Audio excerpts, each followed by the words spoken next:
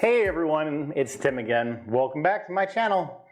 Today's topic is all about the three major changes in the mortgage industry that could affect the housing market. Today's sponsor is Flowify.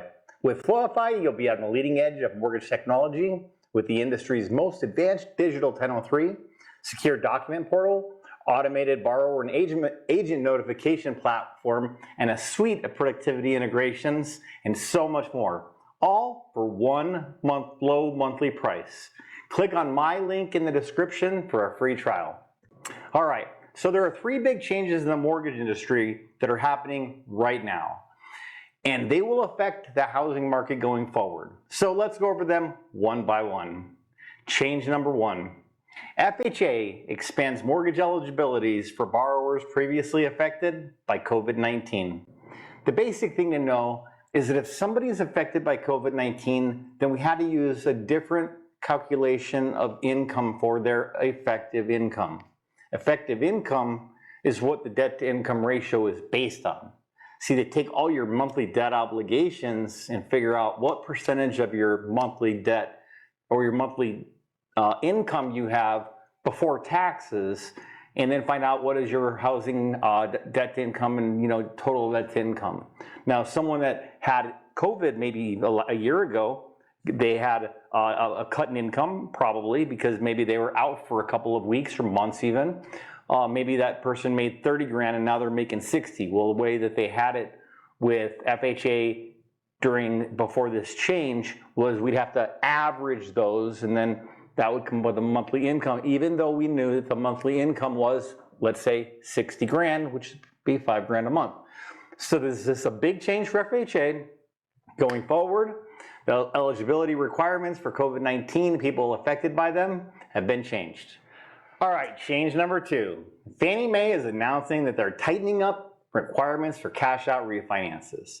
So what's basically happened over the last couple of years is that refinances for cash out have become super easy. You have a 640 FICO score and take cash out, a lot of times going all the way up to an 80% loan to value, right?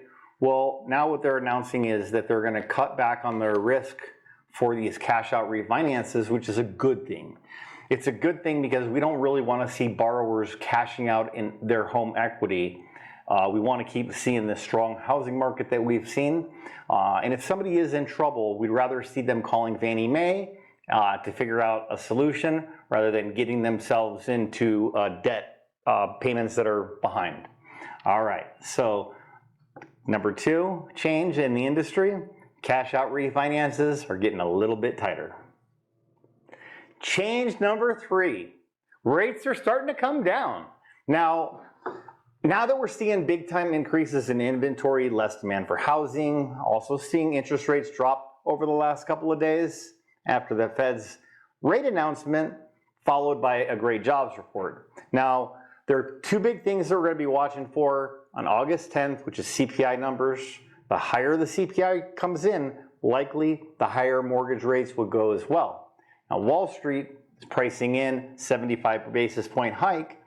And if the CPI comes in where analysts think, which is a read of 0.2% or higher, also predicted is core CPI of 0.5%. The reason that core CPI is a little bit higher is because core CPI takes out the cost of food and energy, which is kind of crazy, but it does. That's what they like. That's what they like to look at. So those are the two numbers to look for if they are higher than the 0.5 on the core, 0.2 on the CPI, then not good for not good for future interest rates. And on Thursday, we're going to be looking at jobless claims, continued jobless claims, core PPI or producer price index, which is basically what the wholesalers are paying for things. Because if that number comes higher, we can predict that future inflation will come higher. Friday would probably be a fairly modest day with not many announcements or expectations, just a couple of auctions in the bond market. All right, folks, well, that's it for now. Hopefully, if you like my content, consider subscribing, liking, sharing. All right, we'll see you in the next one, folks. Have a good one.